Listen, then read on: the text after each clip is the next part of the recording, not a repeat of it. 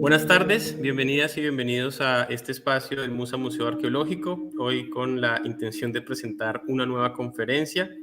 Nos acompaña hoy la investigadora Carol Andrea Ruiz Barajas y nos va a hacer una presentación titulada Canastos que nacen en el páramo. Carol es investigadora, fundadora y consultora de Cultiva Territorio. También hace parte del grupo de investigación para la animación cultural Muisuata en la Universidad UPTC.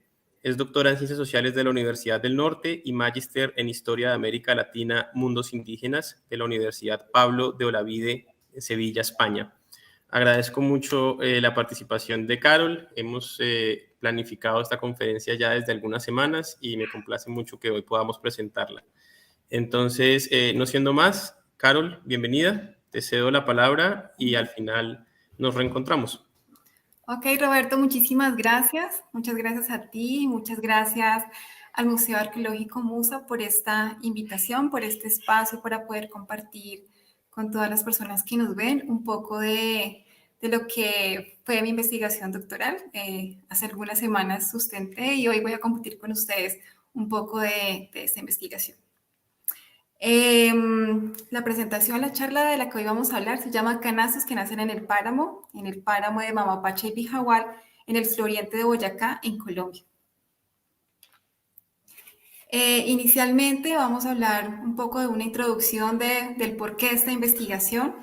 Luego vamos a hablar un poco acerca de los objetos, luego del páramo, luego sobre los canastos y finalmente sobre lo que significa el oficio de canastero.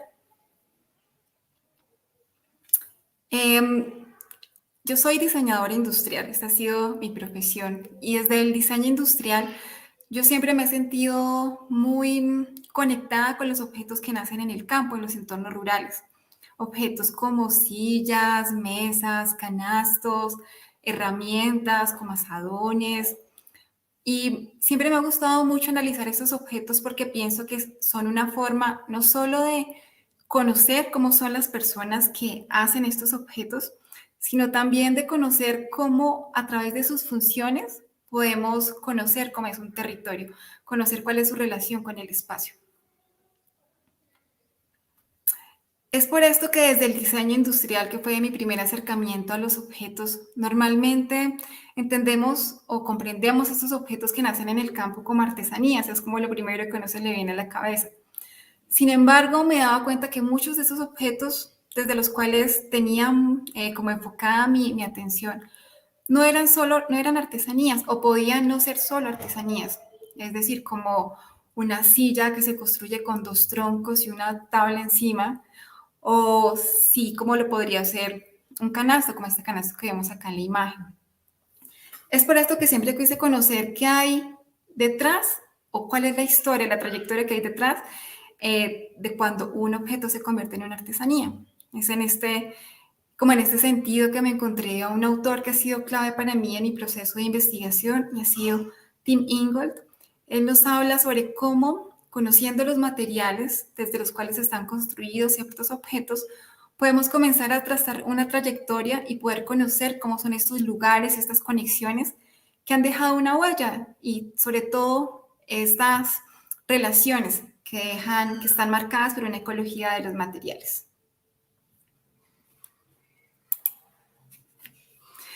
En objetos como estos ocurre algo muy particular y es que el espacio y lugar es fundamental para que los podamos comprender. No solo comprender el material desde el cual están hechos, elaborados, sino también el espacio con el cual se están interrelacionando. Por ejemplo, acá tenemos unos canastos. Este es un canasto uchuero que tiene acá una manija y tiene una tapita.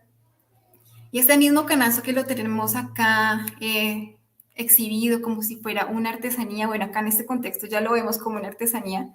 Aquí del otro lado vemos este mismo canasto, pero en una plaza de mercado. Y en esta plaza de mercado vemos cómo este canasto está asociado a unas funciones, tenemos aquí alimentos, tenemos las personas, las mujeres, los hombres, los niños, y vemos que aquí son canastos que están exhibidos para ser usados, son canastos que son funcionales, tienen una relación con este contexto en el cual están aquí inmersos. Por el otro lado, tenemos acá unos canastos que ya tienen otro tipo, que siguen siendo el canasto manijero acá con su tapa, pero también pueden haber canastos que ya tienen un uso de color, pueden tener funciones diferentes y que nos están hablando más allá de que sean artesanías, también nos están hablando de un legado cultural, de la tradición de una comunidad. Es por esto que ha sido muy importante para mí estudiar este tipo de objetos, enfocándome siempre desde el espacio y desde sus materiales. Y para poder analizar este paradigma espacial que he venido investigando a través de los objetos, he encontrado en la categoría del paisaje un escenario que me ha servido para conceptualizar muchas de mis ideas. El paisaje es una palabra que se usa de diferentes formas y en muchos contextos. Sin embargo, desde una revisión de la literatura pude enfocar o darme cuenta como 3 ideas centrales que giran en torno a los estudios de los paisajes. Primero, una enfocada muy a lo que es observar el paisaje. Y esta observación nos sirve para catalogarlo, para poderlo delimitar, para poderlo describir. Y está muy relacionada como con un componente patrimonial en torno a lo que son los paisajes culturales. Por otro lado, tenemos muchas investigaciones y sobre todo muchas investigaciones recientes que dan cuenta de cómo el paisaje también es un paradigma que nos sirve para cuestionar todas estas desigualdades socioambientales que nos afectan muchísimo y que es un tema desde el cual también se enfoca mucho un activismo, de poder mostrar todo lo que estas problemáticas que surgen en torno a estas problemáticas socioambientales que viven los territorios. Por otro lado, tenemos también algunos autores y unas ideas que nos hablan de cómo el paisaje, además de poderse ver y cuestionar, también podemos analizarlo desde su hábitat. Y este hábitat nos habla de que existe un ensamblaje relacional entre nosotros como seres humanos, pero que también en esta relación se integran también las montañas, los ríos, las plantas, animales. Es decir, es un paisaje que se habita, un paisaje vivo. Es en este sentido que mis ideas han venido tejiendo en torno a lo que es este paisaje que podemos habitar. Esta descripción me parece que es muy acertada para definir un paisaje, y es que el paisaje no es un fondo para la vida, como normalmente lo vemos, que es solo como un telón, o pensamos que el paisaje, cuando alguien dice, no, es que esto ya parece parte del paisaje, es porque es algo cotidiano, pero todo lo contrario, un paisaje revela muchos procesos sociales. Y es por eso que el paisaje no es un fondo para la vida, porque si se quitaran los hilos con los cuales está construido, pues no quedaría nada. ¿Y cuáles son estos hilos que construyen el paisaje? Como acá en este pedacito de canasto que se está armando, tenemos unos armantes, unas hebras, y todo esto que son las personas, las montañas, los ríos, la geografía, los saberes, todo lo tenemos entretejido. Y esto es lo que es nuestro paisaje. Es por eso que en mi investigación estuve haciendo esta relación, este puente que hay entre el paisaje, que lo vemos como algo muy panorámico, y los objetos, que ya es algo más puntual, que es más concreto y que nos habla de la materialidad.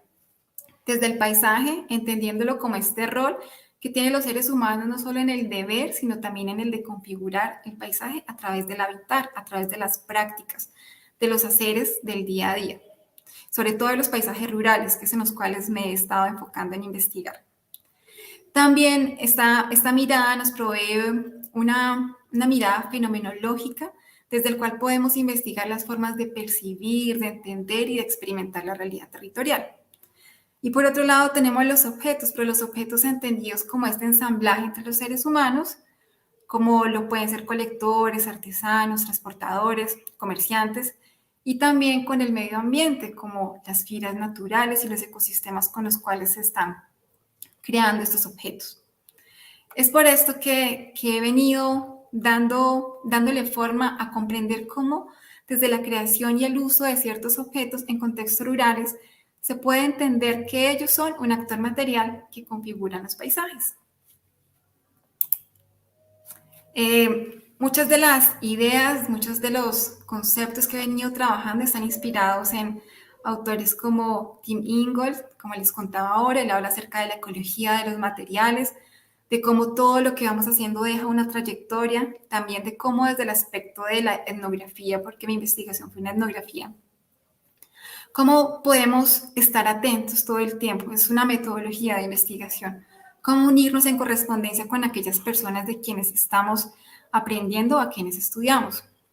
También otras ideas que han sido claves para mi investigación han sido las que ha venido exponiendo Luis Alberto Suárez Guava y Luis Guillermo Vasco.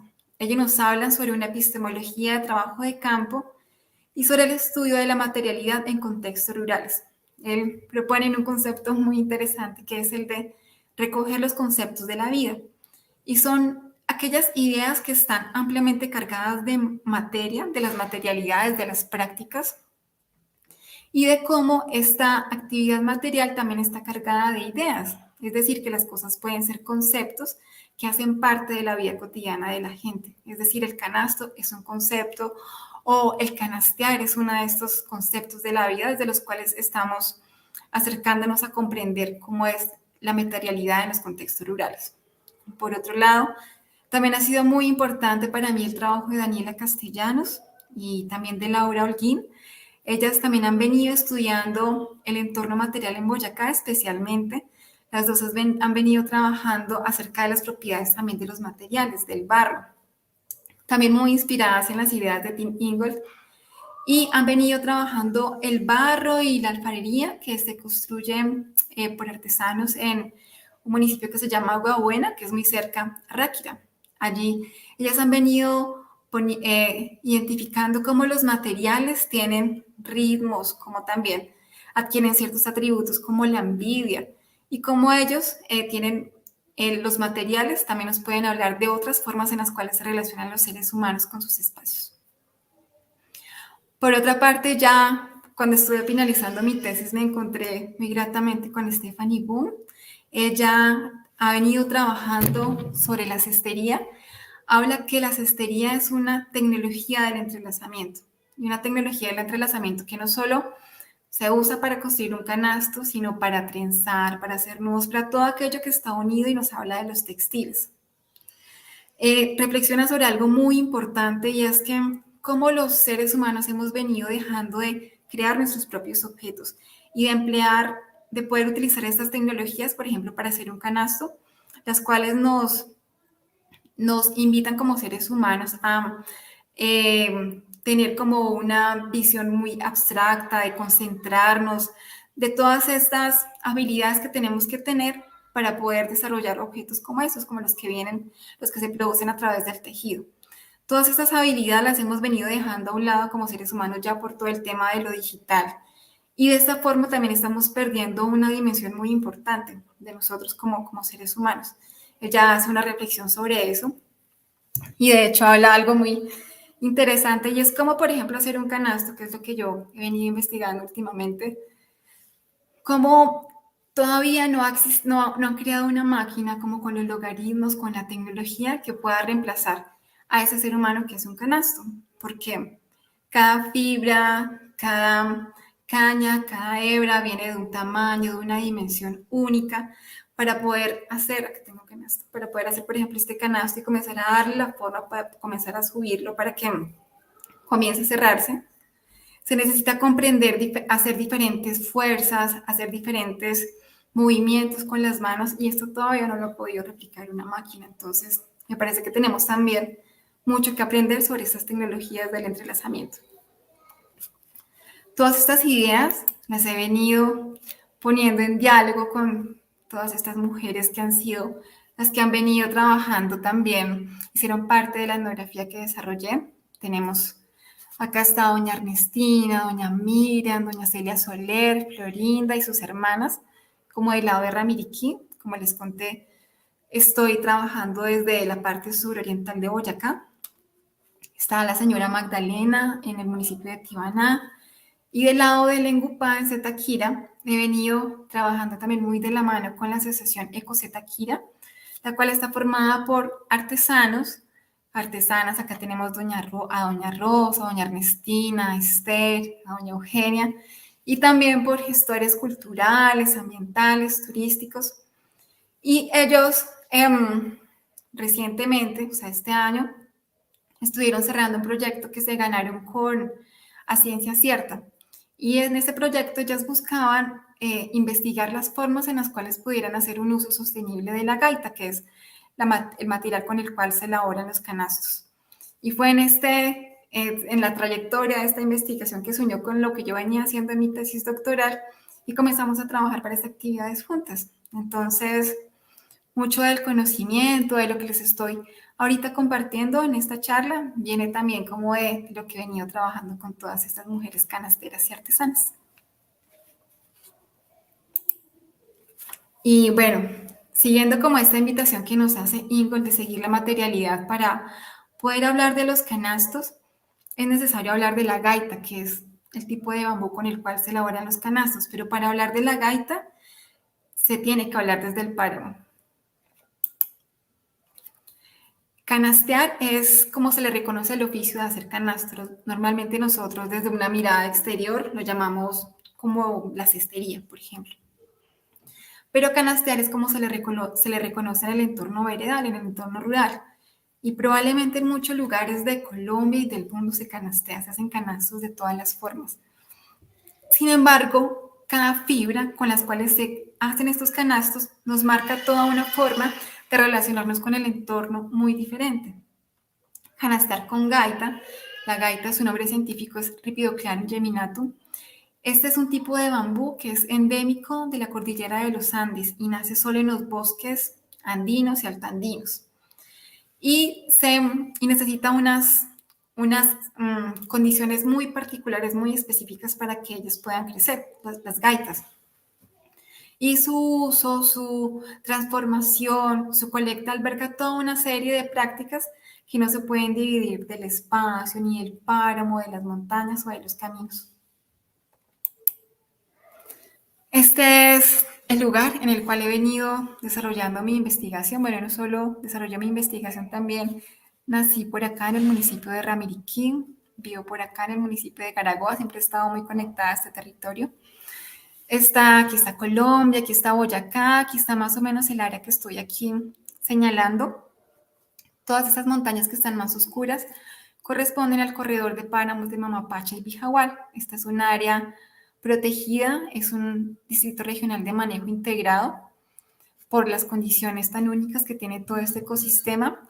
Y aquí es muy particular que esta cadena montañosa separa como dos lugares diferentes. Por un lado tenemos todo el valle de Ramiriquí, con municipios como Ramiriquí, Genesano, Tibaná, Chinavita, Garagoa, que ya es más valle de Tensa, esta parte de acá abajo. Y del otro lado tenemos el valle de Lengupá, este es el río Lengupá, con municipios como Zetaquira, Rondón y Miraflores. Y a pesar de que este territorio es amplio, acá en el centro del páramo, en los lugares en los que más está conservado, tenemos los gaitales.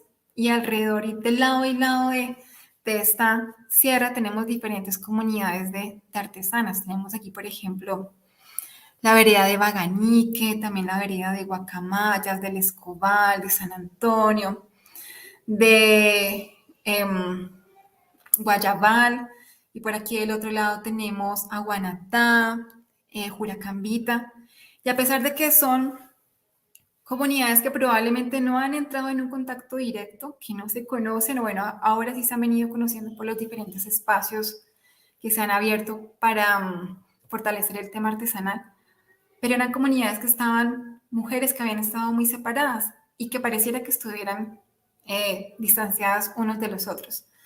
Sin embargo, a través de esta investigación o de cómo se desarrolla la práctica de hacer canastos, podemos ver que es un territorio conectado. A pesar de esto, por ejemplo, acá tengo una imagen de cómo es como el filo de lo que es esta serranía de Mamapacha y Bijagual, que realmente sí es un límite entre los dos territorios. Pero a pesar de eso existen unas conexiones y unas trayectorias que nos unen a la gaita, al páramo y a todas las comunidades que hay alrededor. ¿Y de cómo están compuestas esas trayectorias?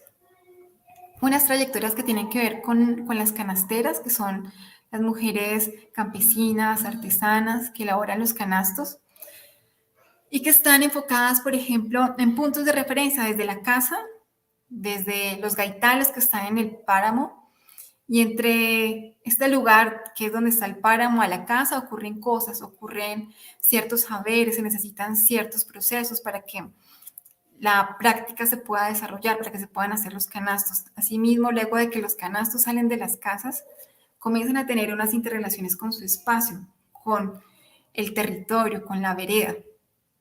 Por otro lado, tenemos la trayectoria del páramo, el mismo páramo de Mamapache y Bijahual, y también la trayectoria de las personas que habitan cerca del páramo y de los canastos, y de cómo los canastos nos hablan de ciertos procesos como el uso, el transporte, la comercialización, y que se dan en municipios como Zetaquira, Genesano, Ramiriquí, Tibana. Y todas esas trayectorias son las que se entrelazan y las que nos van dando esta idea de lo que es un paisaje. Primero vamos a hablar del páramo. Y este páramo tiene su propia historia socioambiental, su propia trayectoria. Esta es una de las primeras imágenes que se tienen de 1790 ya con la colonización, de cómo se comenzó a repartir toda esta tierra. Por aquí, de este lado, se tiene el páramo, la sierra de Mamapacha de Bijahual, que para este momento se reconocía como el Largo del Oriente o la Serranía del Engupá. Hasta ahí llegaban los límites. Y es muy particular como de este lado, que es el lado del Valle de Ramiriquí, de Valle de Tensa, se dio más como ese uso del territorio y como esa también como reorganización de lo que aquí, de la población y lo que estaba pasando de este lado. Por el contrario, del otro lado se tenía un territorio muy diferente, agreste, selvático. Por este lado es que se sale para los llanos orientales. Hablamos de bosques húmedos, de un río como el Engupá, que es caudaloso, y era una geografía totalmente diferente. Acá también, bueno, en esta imagen que es del municipio de Ciénega, acá donde están esos arbolitos y este lado, nos dicen que es la cordillera que confina el Valle de Miraflores. De hecho, el Engupá tiene que ver, su nombre se dice que significa como los límites del territorio muisca. Luego de lo que ocurrió ya, bueno, con la colonización, con la reorganización de la población, con la construcción o con esa configuración de los pueblos de indios, como que el habitar como estas partes rurales se dejó como de hacer porque pues la idea era concentrar a las personas en un solo lugar. Es por esto que quizá que por muchos siglos el páramo, estas partes altas de las montañas, pasaron como sin mayores transformaciones o cambios. Sin embargo, fue a partir del siglo XIX que comenzaron a acelerarse estas transformaciones, gracias a todas estas políticas intervencionistas devenidas con la Revolución Verde. Con esto hubo muchos cambios, ya que se trajeron razas bovinas que eran aptas para la montaña, para la alta montaña, con lo cual fue necesario abrir prados para que ellos pudieran pastar. Se trajeron pastos de África, se sustituyeron los cultivos, también se comenzó a cultivar el páramo con la papa, gracias a que ya habían insumos agroquímicos que podían hacer que esta tierra, que pues contrario a lo que uno piensa no es una tierra apta para cultivar, se pudo volver productiva precisamente por esto. Dora Monsalve es una investigadora que estuvo contando, recreando mucho sobre la vida también de estas poblaciones de la parte alta de las montañas, aquí por el lado de Garagoa. Ella cuenta en su investigación cómo antes del siglo XIX todas estas veredas ubicadas en la parte alta eran muy poco habitadas. Sin embargo, comenzaron a poblarse desde una oleada de poblamiento generada por varios procesos. Uno de ellos, por el auge de la ganadería, y ya que para ese momento, muchas el terreno estaba dividido en muchas haciendas. Entonces, estas haciendas venían desde el río y comenzaban a subir por toda la montaña. Y todas las partes altas eran las partes menos productivas y como las que menos se querían, las que menos eran productivas. Entonces, mediante figuras como el concertaje o la obliga, todos esos campesinos que estaban sin tierra pudieron comenzar a habitar estas zonas altas de las montañas. Entonces, claro, pues si uno no tiene dónde vivir, pues esa es la única posibilidad que tiene para tener como un lugar para su familia, para estar. Entonces, estas obligas consistían en que las personas tenían que abrir el monte, porque abrir el monte no es fácil, hay que quemar, hay que hacer toda una serie de procesos para poder allí luego cultivar. Entonces, normalmente les dejaban los hacendados, los patrones, unos 7 años para que estas personas pudieran usufructuar de estas tierras y luego otra vez tenían que devolverlas. Entonces, otra vez les decían, bueno, entonces ahora me monté por allá en otro lado. Entonces, así fue como comenzó poco a poco como a poblarse y también a llegar las personas y a hacer un uso también de esos espacios.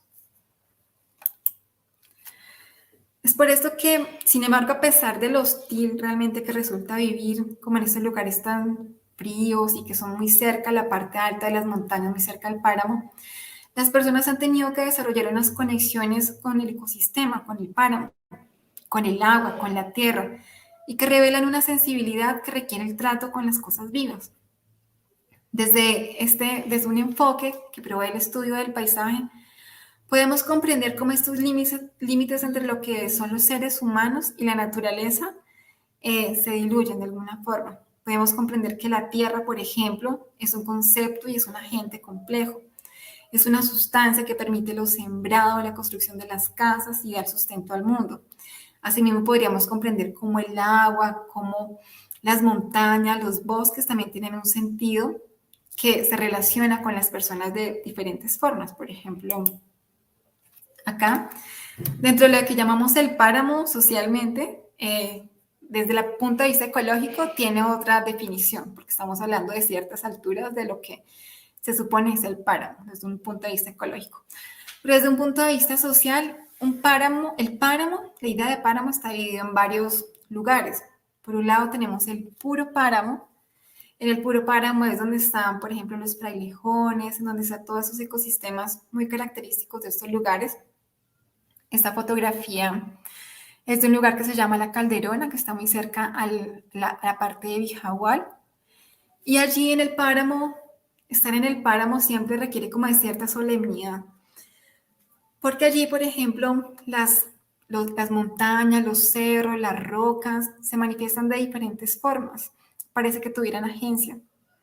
Por ejemplo, cuando se va a visitar una laguna, normalmente hemos escuchado que no hay que hacer ruido, hay que llegar como con respeto, porque si no la laguna se va a ocultar, se va a cubrir con la neblina. O también seguramente hemos escuchado cómo los cerros, los páramos se comunican. Por ejemplo, aquí en mi región, se dice que el páramo de Mamapacha, el cerro de Mamapacha, se comunica con el de Somondoco y se comunican a través de las nubes, a través de la lluvia, de los rayos. Todas estas historias se pueden ver se pueden consultar en la investigación de Dora Monsalve, ya habla mucho de eso. También en el monte es otro de los lugares que hacen parte del páramo, y el monte es como el lugar que llamamos como el bosque alto andino o la parte ya alto o alto andino.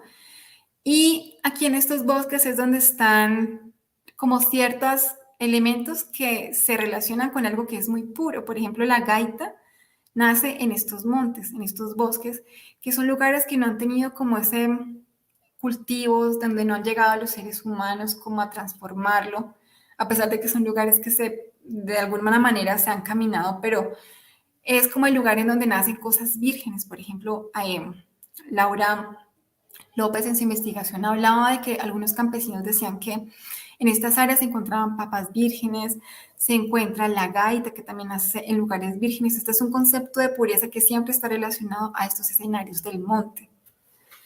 Pero también es el lugar en donde están las fieras como los osos, los tigres, los pumas, los tigrillos que hay aquí en esta región de Mamapacha.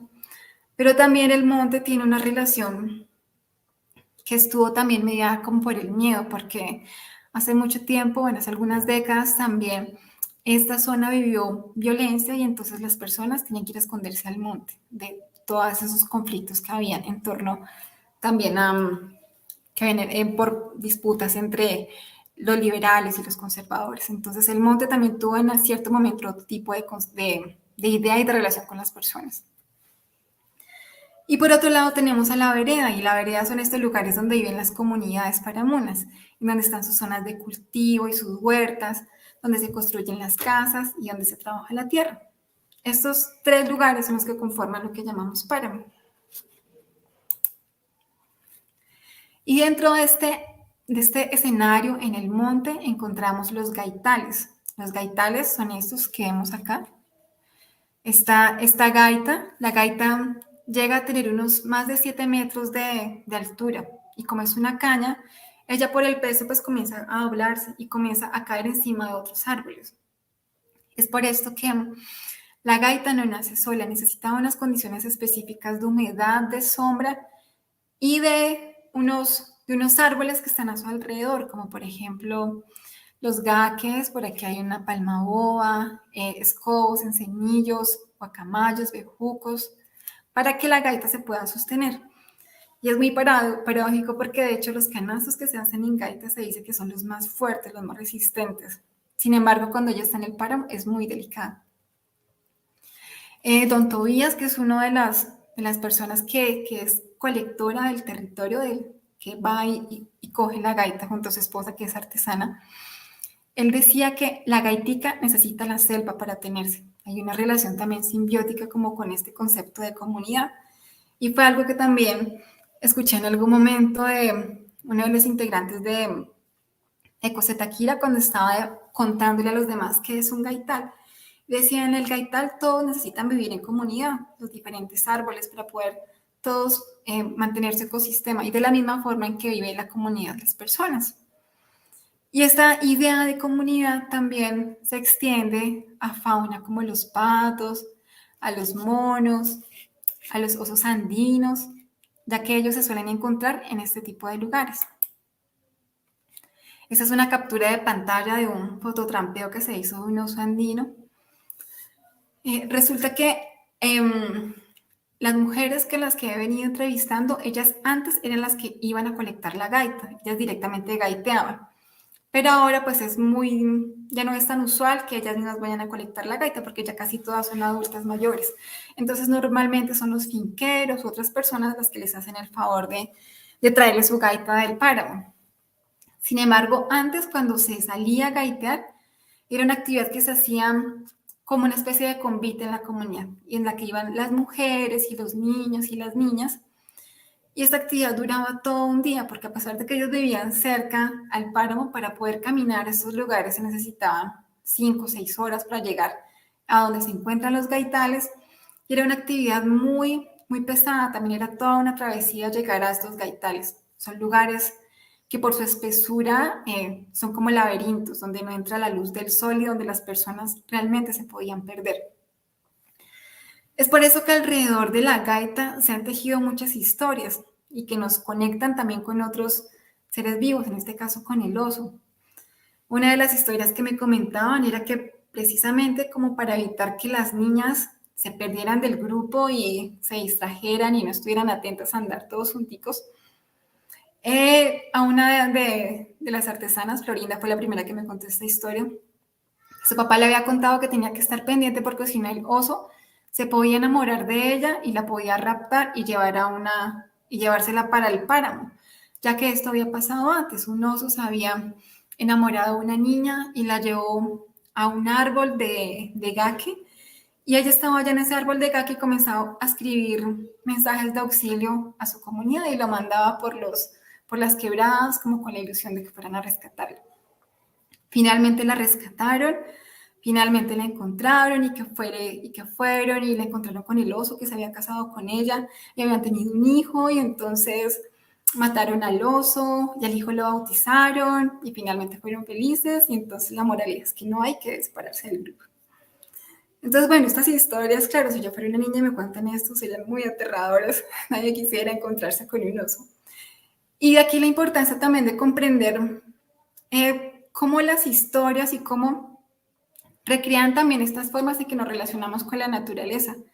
Qué bonito sería contar o recrear nuevas historias en las cuales el oso no sea precisamente el que se roba a las niñas, sino que ocurren otras cosas, que sea el guardián del páramo, que sea como un ser que protege la montaña. Es por esto que la colecta, volviendo a la gaita, no es un proceso que comienza solo desde el momento en que se va al monte a coger las gaitas. Ocurre desde el mismo momento en que salen las mujeres o que salen las personas, porque se necesita tener un conocimiento de los caminos, de los senderos, de cómo caminar dentro del páramo. Seguramente las personas que han tenido la oportunidad de caminar dentro de estos bosques altoandinos saben que es muy diferente la forma en que se camina por allí, nos exige una forma de caminar y de pensar, porque estamos haciendo las dos cosas al tiempo, de relacionarnos con el entorno, así como me lo contaba una amiga, Diana Bernal, que se hace investigación sobre el caminar. El caminar es un acto reflexivo. Y de la misma forma como en una ciudad tenemos que estar pendientes de los semáforos, de los carros, cuando estamos en el páramo tenemos que estar pendientes de otras cosas y mucho más cuando en realidad no hay un camino que seguir. Tenemos rocas, tenemos montes, tenemos ciertos árboles y como unos indicios de que por allí hay que atravesarlo, pero no hay en realidad un camino, una señalización. Es por eso que hablamos que esta práctica nos exige un conocimiento extendido, una conexión extendida que se une también con el ecosistema. Y también implica también un conocimiento sobre cuál caña colectar, ya que así como lo planteaba Laura Holguín, algunos materiales se prestan y otros no, así como dicen las artesanas. Algunas cañas se prestan para hacer un canasto porque ya están en su punto óptimo para colectarlo, mientras que otros no. Y por eso es la importancia del trabajo que ha venido haciendo Ecosetaquira de recrear, de sistematizar todos estos saberes socioambientales para saber cómo poder colectarlo de una forma sostenible, porque esta es una práctica, de hecho, sacar material del páramo no se debería estar haciendo, porque está restringido por ser pues, un material endémico de esta zona de páramo. Y lo que está mal en ese sentido es cuando se llegan los camiones y colectan grandes cantidades de gaita, desconociendo todos estos saberes, desconociendo que existen unas gaitas que sí se pueden colectar y que otras no. Que al momento de jalar una gaita podemos estar dañando otros árboles. Y que se tiene que caminar despacio, estar observando. Y esto es alguien que si no tiene esta conexión con el páramo, pues no lo va a saber hacer de una forma correcta. Y poder conocer cuál es el punto en el cual ciertos elementos se pueden colectar o se pueden trabajar es algo muy importante. Anzola habla cómo en comunidades campesinas es muy fundamental este conocimiento sobre el trabajo material, comprender cómo es el estado de las cosas y poder interrumpir este ciclo en el momento correcto justo para poderlos aprovechar. Es por eso que, por ejemplo, aquí en la gaita, bueno, en la gaita es muy poco como la investigación desde el componente ecológico que se tiene. Esta es una recreación de lo que hemos venido recolectando desde los saberes ambientales de las comunidades. Es que nos cuentan cómo la gaita tiene un ciclo. Ella primero tiene unas raíces, unos rizomas que la gente le llama opulencia y que son como una propiedad, un atributo que hace que las raíces nunca se mueran. Ellas siempre van a estar ahí. Puede que la planta no exista, pero los rizomas están debajo de la tierra y siempre van a buscar como aquellas condiciones precisas para poder brotar, para poder retoñar. Entonces tenemos acá un pequeño bretón, que es como le llama a la comunidad, que es un culmo. Y luego cuando crece, más o menos a los 3 años, es cuando está churita, o sea, así se le llama, que es cuando está joven. Y justo en este momento es cuando normalmente se colecta la gaita. Luego, si se ya deja pasar el tiempo, ya se va a poner hecha, que es como se llama, que indica que está madura. Y ya luego, pues se va a secar y podrir. Hay un momento en este ciclo que es cuando la gaita florece, pero es como, esta era una historia que cuando estábamos haciendo como una recopilación de todos estos saberes, haciendo las entrevistas, La gente nos contaba, no, es que en una época la gaita floreció y luego de que floreció se desapareció. No volvió a haber gaita durante mucho tiempo. Y junto a Joana Soler, que es integrante de Coseta Kira y es una joven guardiana del páramo, siempre nos preguntábamos cómo será esto de la florescencia, pues porque no somos, no somos biólogas y para nosotros todo esto era fascinante. Entonces, finalmente ella, en una de las visitas que tuvo de su trabajo como guardiana del páramo, se encontró con una planta de gaita que había florecido. Y entonces nosotros comenzamos a pensar, bueno, puede ser que este sea el ciclo natural de la gaita, que cuando florece ya pues se seca y se muere la planta. Es por eso también importante poder colectarla, porque a medida que se colecta, pues la planta no va a morir, se va a poder seguir usando de una manera adecuada para hacer los canastos. Y la gaita es una planta que no se puede sembrar, no se puede sacar como un esqueje y sembrarla en otro lado porque ya se han hecho pruebas así, no funciona. Como les comentaba, tiene que haber unas condiciones muy particulares para que ella pueda crecer. Aquí en este video está la señora Magdalena. Este video fue hace como una semana de un amigo que tuve la oportunidad de conocerla, estaban en el páramo. Ella nos cuenta precisamente cómo ciertas plantas hay que cortarlas para que vivan. Bueno, aquí doña Magdalena nos contaba cómo las plantas también necesitan, ciertas plantas también necesitan ser cortadas, ser usadas para que ellas puedan mantenerse también y tener esta relación con esta práctica que es la de hacer canastos. Es por esto que la gaita, las personas y el bosque son como coberturas de seres que al entrar en contacto se interrelacionan y es de esta conjunción que pueden hacer objetos como canastos. Aquí tenemos a los canastos. Y hace un momento estábamos hablando como de todo lo que ocurre en torno a la gaita y la conexión con los seres humanos, con el entorno en el páramo. Luego de que se colectan las gaitas, ya llegamos a otro punto, el de la casa de las artesanas o de las canasteras. Y es visualmente muy fácil identificar donde hay una mujer artesana. Por ejemplo, acá, cuando llegan con las gaitas, son gaitas que tienen 7 metros de largo, que tienen que secarse después de que bajan del páramo, están en un proceso, tienen que estar siempre levantadas para que pueda escurrir el agua y secarse para que ellas luego no se pudran. Acá tenemos algunas cañas, aquí en la vereda esto fue en El Escobal, en Ramiriquí, y esta fotografía de otra casa de una artesana en Lingupá. Es la primera casa que justo ahí bajando del páramo. Bueno, le puede conocer un poco lo que es estar en el campo. Este video fue tomado esta es la vereda de San Antonio, que es muy cerca, allí a Genesano. Convivir con la gaita es como un proceso que es fundamental para que una mujer sea canastera.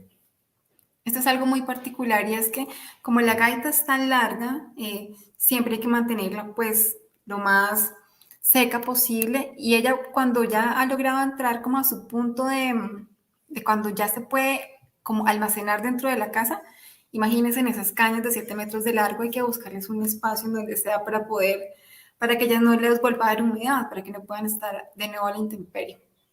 Es por eso que normalmente se cuelgan de los zarzos, de las paredes y comienzan a adquirir y a ocupar también un espacio muy representativo dentro de las casas de las artesanas.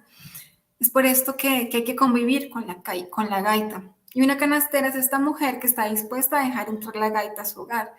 Y entonces la gaita y los canastos y las hebras comienzan a aparecer por todo lado de la casa.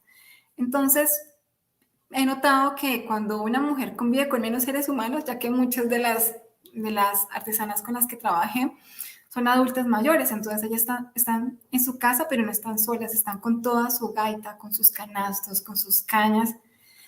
Y esto también me fue pasando a mí en la medida que fui desarrollando mi investigación. Es que yo, como soy diseñadora, inicialmente comencé a trabajar mi etnografía intentando aprender a hacer canastos. Entonces yo llegaba a mi casa con las cañas, con los canastos, con las hebras y también comenzaron a aparecer encima del escritorio, encima del comedor, por todo lado me llené de canastos, me llené de gaitas Y esto pensaba, bueno, esa es la forma en que como estoy comenzando a relacionarme con la gaita para poder investigarla. Todo este proceso de la elaboración de canastos, lo corporal, el contacto y los sentidos son súper fundamentales. No sé si tal vez exista otro tipo de práctica en la cual lo corporal sea tan determinante para poder elaborar un canasto. Porque para poder hacer un canasto hay que caminar, hay que moverse, hay que cortar, observar colores, armantes. Y todas estas son acciones que tienen un ritmo, que tienen una forma de realizarse, que tienen como un compás también. Cuando ustedes se fijan, cuando alguien está tejiendo, es como si estuviera siempre siguiendo un ritmo, y es el ritmo de los materiales para poderlos transformar, para poderlo tejer. Y es por esto que una tejedora requiere de todo su cuerpo, y es muy diferente, por ejemplo, lo que haría una máquina. Y es que en este proceso no existe una división entre el medio de producción y la identidad de la persona. Las dos son una sola. Es la mujer la que canaliza en su cuerpo todos estos flujos de la energía del ecosistema para poder tejer, para poder hacer un canasto. Acá, por ejemplo, tenemos una muestra de cómo se van generando estos movimientos para poder crear un canasto, y también cómo lo corporal se comienza a reflejar en las herramientas y en ciertos procesos. Por ejemplo, una brazada es lo que cabe, la cantidad de gaitas que caben dentro del brazo. Un palmo, que es lo que más o menos tiene un tipo de canasto, cuántos palmos yo puedo mandar a hacer un canasto de 2, de 3 palmos. O el interior de la caña se llama corazón. Entonces lo corporal también se refleja en ciertos atributos o conceptos o procesos de lo que es el hacer canastos. Y ahora vamos a hablar un poco sobre el oficio de canastear. El canastear, como les venía contando desde un inicio, es un oficio que crece con las personas. Se aprende viendo, caminando, conviviendo con las cañas, con la gaita, y es todo un sentir y una forma de expresar diferentes ritmos. Una canastera es aquella mujer que hace un buen trabajo. Yo podría hacer un canasto, pero no podría ser canastera, porque es un reconocimiento que lo da también la comunidad, que dice, bueno, aquí está Miriam, y Miriam hace unos canastos muy bonitos, muy resistentes, hace canastos que vende, entonces ella es una canastera. Son canastos que se elaboran para ser resistentes y son funcionales. Entonces, como el canastear es toda una forma de configuración en el cual las mujeres, junto a sus canastos, adquieren nuevos espacios de movilidad e interacción social. Eso es muy importante porque justo cuando llegaron las bolsas, todos los contenedores plásticos, pues esta actividad se disminuyó muchísimo. Sin embargo, antes, cuando el hacer canastos era muy vital, cuando casi todas las mujeres en el campo, casi en todas las familias se vio una canastera, esto permitía que estas mujeres que canasteaban pudieran hacer sus canastos, llevarlos a una plaza de mercado, poder venderlos, poder tener unos recursos adicionales, los cuales en una economía tan precaria como la rural eran muy importantes. Y algo que siempre me cuentan las mujeres con las que he venido trabajando, y es que ellas siempre recuerdan la forma cuando eran pequeñas. La mamá siempre les decía como, hagan su canasto, y si lo hace bonito, lo vamos a vender en la plaza de mercado.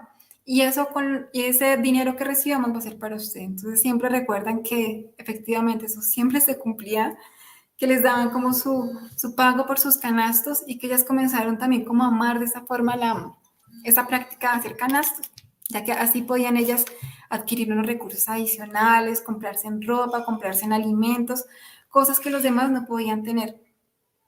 Y es por eso que el hacer canastos también permitía a las mujeres tener una movilidad social más amplia. Por ejemplo, podían ir al páramo, podían conocer la plaza de mercado, salir, hablar con otras personas. Ellas podían tener una interacción social mucho más amplia de lo que normalmente, como en una sociedad tan patriarcal como las rurales, pues no podían tener esa oportunidad. Algo muy particular que me contaba Gabriel, que es uno de los gestores culturales de Zitáquira, y es que él me decía, yo sé cuando una mujer es canastera o es artesana, porque cuando él hace una reunión en la vereda y él dice, bueno, nos vamos a encontrar en tal momento, tal día, ¿quién quiere asistir? Entonces él sabía que en las canasteras normalmente ellas pueden decir, sí, yo voy, mientras que de pronto tal vez otras mujeres decían, bueno, voy a consultarle a mi esposo, voy a ver si puedo o no puedo. Él sabía que normalmente aquellas mujeres que tenían como esa independencia y ese liderazgo era porque también eran canasteras. Y fue algo también como muy importante para comprender cómo también las mujeres se fueron relacionando con el espacio. Es por eso que canastear es un ejemplo de cómo la existencia de un territorio conectado por la cestería, a pesar como de estos límites, como de estas divisiones, y en los que han habido muchos espacios también de conflicto, simultáneamente existen articulaciones y prácticas que favorecen el diálogo.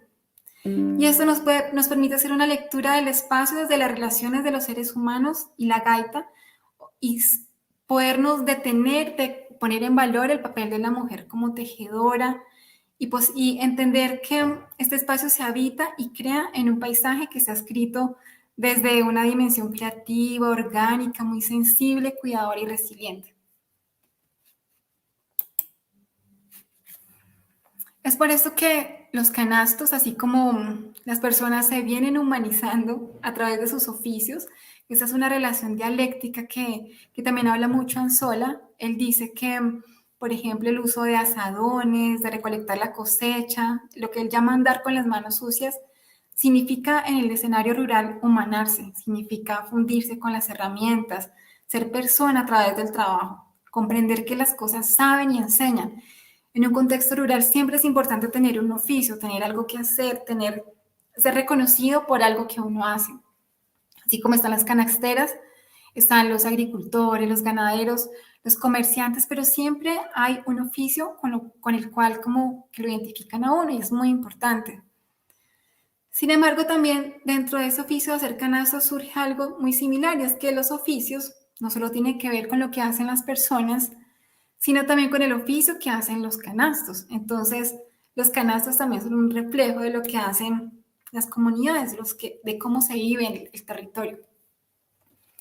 Estas son imágenes del Museo Itinerante de la Gaita en Zitáquira y que nos muestran algunos de los oficios y de las diferentes formas de los canastos. Este, por ejemplo, es un cuarterón que sirve normalmente para exhibir los productos en las plazas de mercado, para medir lo que es una arroba o para lavar la papa, el desgranar la arveja. Esta es una cuartilla, por el lado de la engupada es una zona cafetera, entonces normalmente la cuartilla se utilizaba para poder también colectar el café. Esta es una tama que sirve para poner allí, bueno, el cuajado, para servir el alimento, para exhibir productos. Normalmente en la plaza de mercado se ponía allí una docena de manzanas, de duraznos, sirve también para mostrar. Este es un uchuero, un guchúo. Este canasto pues, se caracteriza por tener tapa. Estos canastos sirven para llevar los huevos, para guardar el pan. Son estos canastos que se cuelgan en estas alacenas antiguas de las casas rurales que se colgaban de los techos. Este es un canasto ropero. Este es un colador que sirve para hacer la cuajada. Y hay otros tipos de canastos. Y así vamos viendo cómo cada uno tiene una función específica dentro del territorio y nos dice cómo son las personas. Y es por esto que también se ha venido como haciendo una transición o un cambio entre lo que significa ser canastera y artesanas. Las canasteras son pues estas mujeres que hacen canastos para el territorio, para almacenar las cosechas, los huevos, para lavar la mora y el café. Por ejemplo, acá está doña Ernestina y yo le preguntaba, ¿y su merced es artesana? Y ella como que me decía, no, yo soy canastera, pues porque ella no hace tanto para exhibir los productos en una feria, sino lo hacía por encargo para sus vecinos, hace sus canastos porque alguien le pidió el favor de que le elaborara un canasto o de repente los lleva a la plaza de mercado, pero ella se encarga también de otras actividades relacionadas al campo, de ver el ganado, de los animales, entonces ella se considera canastera. Así como hay otras artesanas, por ejemplo, las que integran Ecoseta Kira, que ellas también se reconocen como artesanas, no solo como canasteras, sino como artesanas. Y las artesanas crean canastos no solo para su comunidad, sino para poderlos llevar a otros mercados, para exhibirlos en ferias. Hay que hacerlos como con más bonitos, con más colores, para que puedan entrar a otros mercados y cumplir funciones diferentes. Para Ecosetaquira, en el momento en que estábamos reflexionando sobre este papel de lo que es una artesana, nos decían que más allá de que una artesana es la que hace el canasto para venderlo en una feria, una artesana es aquella mujer que se reconoce como un sujeto político y social y que comprende el protagonismo que tiene en su territorio y que busca mantener sus saberes con nuevos diseños que apunten a una mejor comercialización. Es por esto que una mujer en el campo de este entorno que hemos venido hablando acá alrededor de Mamapacha y Bijahual, bien puede ser canastera, artesana, agricultora, campesina, y hablan de una misma dinámica social, no son categorías inconexas o excluyentes. Ellas pueden ser al mismo tiempo muchas de estas, puede tener diferentes oficios, diferentes roles. Y lo importante de poder identificar estas transformaciones es que así como algo que me contaba Victoria, y es que las canasteras normalmente han pensado que los canastos solo se pueden hacer de una forma, y porque así les enseñaron desde chiquitas.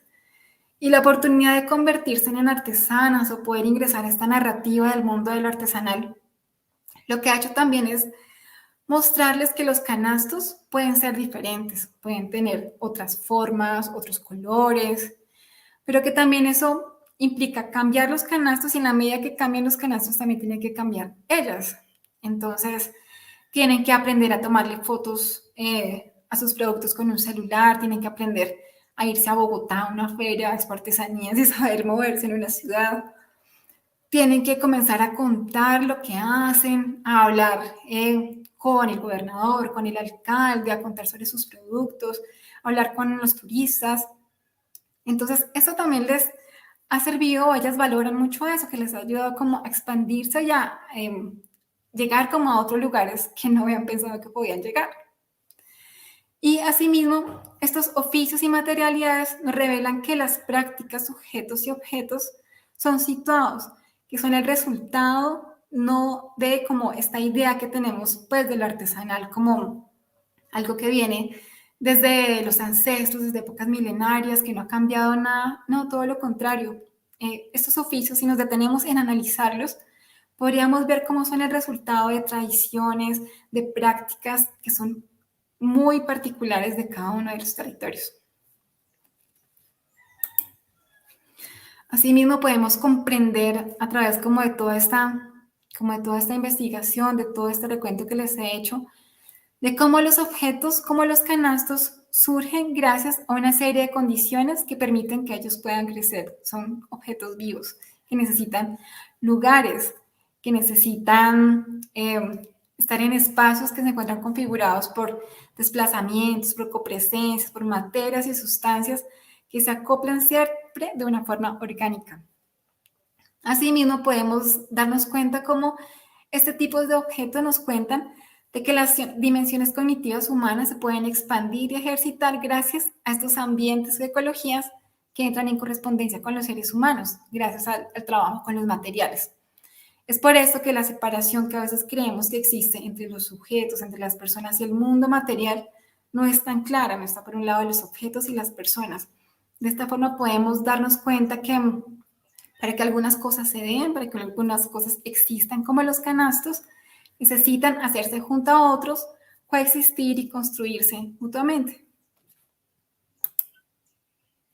Y bueno, muchísimas gracias a todas las personas que han estado atentas, que me han escuchado. Este es mi correo electrónico por si alguien quiere ponerse en contacto conmigo, por si quieren de pronto que les comparta un poco de la bibliografía, por si quieren venir a conocer las artesanas y comprar sus canastos también, me pueden preguntar. Y muchísimas gracias. Carol, muchas gracias. Gracias también a todos los que participaron y nos acompañaron a lo largo de esta presentación. Recuerden poner sus comentarios tanto en Facebook como en YouTube y con Carol estaremos atentos a contestarlos. Muchísimas gracias.